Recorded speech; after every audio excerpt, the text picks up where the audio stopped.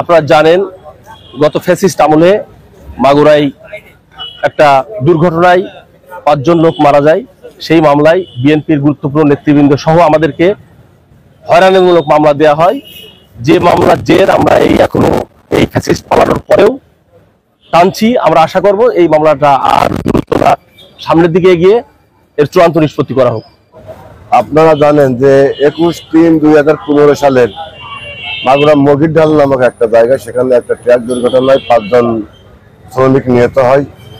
সেই মামলায় আজকে আমাদের মাগুরা জেলা বিএনপির সভাপতি সাধারণ সম্পাদক সহ কেন্দ্রীয় ছাত্র দলের সভাপতি সাধারণ সম্পাদক রাজীব ভাই, আকরাম ভাই সহ আমাদের 21 জন নেতাকর্মীকে এই মামলা আসামি করা হয়েছে। সেখানে জামাত ইসলামের 5 জন নেতাকর্মী আছে।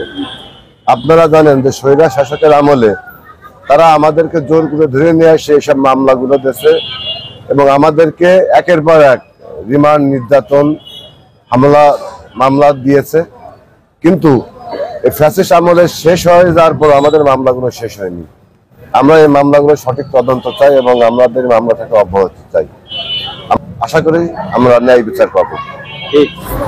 327 নম্বর মামলা 6 মার্ডার মামলায় আমরা যারা আসামি ছিলাম, আমাদের পক্ষে আজকে রায়ের জন্য দিন ধার্য করেন বিজ্ঞ আদালত।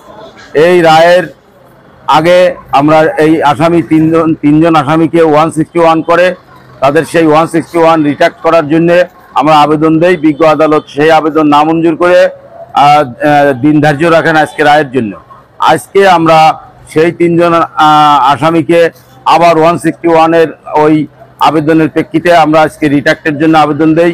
বিজ্ঞ আদালত আমাদের এই রিট্রাক্ট মঞ্জুর করে আবার দিন ধার্য করেন 24/8/2025 তারিখে রিট্রাক্টের আবেদন শুনানির জন্য দিন ধার্য থাকে। ওই দিনে আবার রিট্রাক্টের আবেদন ধার্য করার পর বিজ্ঞ আদালত আবার রায়ের জন্য দিন ঘোষণা করবেন।